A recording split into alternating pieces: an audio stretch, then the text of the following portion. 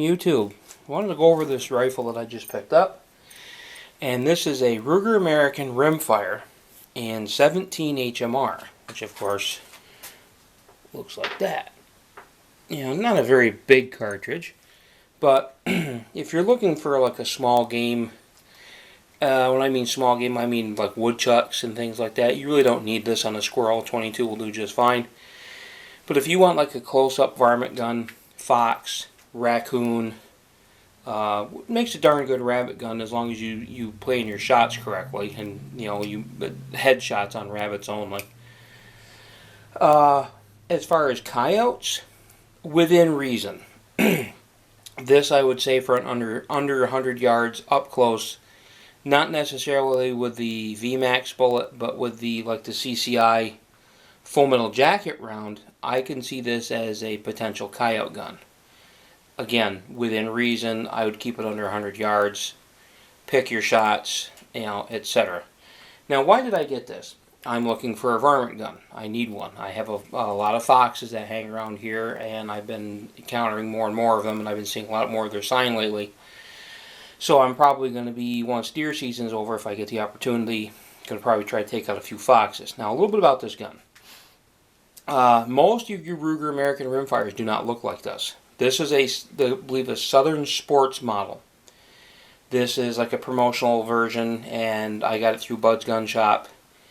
It doesn't have sights at all. It never even came with sights. It's a 16-inch barrel, which is threaded. I plan on getting a flash suppressor for it. It's got the same adjustable trigger that the Ruger American does. Goes anywhere from 3 to 5 pounds. I've got it set about halfway. I had it a little bit light, and I know I was pulling my shots the first time I tried it out to like 120, 125 yards. Very accurate gun. Even with what I was finding out, that's extremely accurate. Very nice shooting gun. I got the gun for $302, brand new. The American Rimfire has where you can remove the cheek piece, get different parts of the buttstock. You can remove remove the sling swivel stud on the back, and that whole piece comes out, which is nice. The bolt is, for a $300 gun, the bolt is absolutely amazing and smooth. Very short throw because it's a small cartridge. Takes the same magazines that the other Ruger Americans take, the Rimfires, as well as the 77-22s, and if you remember seeing one once in a great while, the old Ruger 10-22 22 Magnums, which are extremely rare. But you might be asking, well, why didn't I get a 223? Where I am and where I hunt, I plan on doing a lot of night hunting. I don't have neighbors right on top of me, but I do have neighbors. I like having a small, light, quiet gun. 223 isn't that quiet. And when I say I have where I can get foxes close, I can get them really close. So I want a gun that's not quite as loud as a 223. Plus, I'm going to talk to a local taxidermist about selling the pelts. And a 17, with like even the full metal jackets, will not be as destructive as a 223 on a fox or a raccoon, things like that. That's why I picked up the 17. Why didn't I get a 22 Magnum? You can get the gun. Where I am, you can't get the ammo. 22 Magnum ammo, most gun shops I talk to haven't seen it for 6 months. They don't know when they're going to get it. And it's almost $10 more a box for a 22 Magnum than 17 HMR. To me, it doesn't justify trying to find the ammo, trying to hunt down the ammo. I'll stick with 17. I've had one before. The scope, I actually picked that scope up used. I went, the rings are, of course, Weaver rings. It's a Tasco scope, world-class scope. A lot of people saying, well, gee, Tasco's not a great quality scope. You don't have a lot of recoil with this gun. And again, I do everything on a budget. I had to do this gun in layaway. It took me almost 3 months to do it because, unlike some people, I don't go out and beg for money and free stuff online. I don't have a check ferry that sends me money every month. I more or less sold stuff on eBay to pay for this gun. And so the scope I got used for $25 in the local gun shop, because if you know enough to go to the gun shop and you're really close with them and you talk to them a lot of times they'll have secondhand scopes that they took off a gun they got in on trade, asked for one of those. And I went through 3 or 4 scopes. That was the nicest one that they had.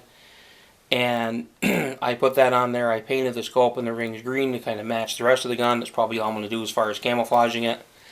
I left, of course, where the adjustment knobs, or the magnification knob, and I left the back where the rubber is, where it meets your eye. I mean, but this is a nice little gun. So far I've got maybe $340 into this gun, and this is it's an extremely well put together rifle. I looked at the Savage. I don't like it. I looked at 2 different Savage the new semi-auto and their bolt action. If you like them, fine. To me, this is a better gun. I mean, I'm sorry, this gun is light. It's very compact with this barrel. I didn't really like the full-size version of this gun with the 22-inch barrel or the longer barrel with the sights. I didn't care for it. This gun I like. It's exactly what I'm looking for varmints. And again, the 17 HMR, people complain about that round. I don't know why.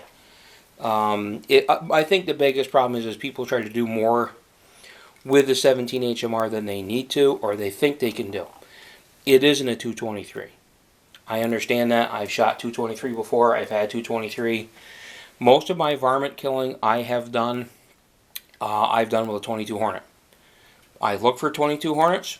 Once I saw a price a box of ammo, $56 was the cheapest I could find for a box of 50.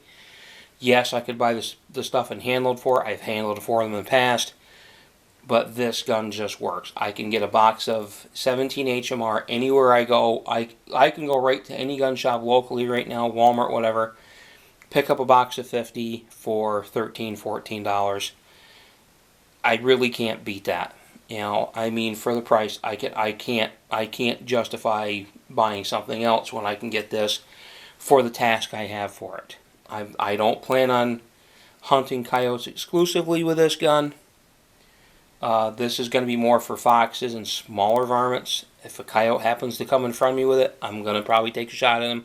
Again, as long as it's within reason. Where I live, the range that I sighted this gun in is longer than the shot I'm going to take. Everywhere I hunt is nowhere near 100 yards. Most places, I'm talking 75 at best. 75 yards. It's heavy brush. It's a lot of woods. You get your shooting lanes, and that's pretty much it. So, with that being said, folks, this is just a quick overview of this gun. I plan on doing a few more things with it. I've got a flash hider that I'm going to order probably this week. I've got a sunshade on the way for this scope, because Tasco does not sell sunshades for their own scopes anymore, apparently, according to their website. It is threaded for one. So I do have one on order. I had to find one online. It's a 3-inch sunshade. I'll paint it, and as long as it fits in there nice, I'll paint it and match it up with that. And we'll go from there. And I hope to get a few more videos of this in before hunting season, and that's the point where I really don't go to the range much. And from then on, we'll see what happens with it. So, have a good day, YouTube.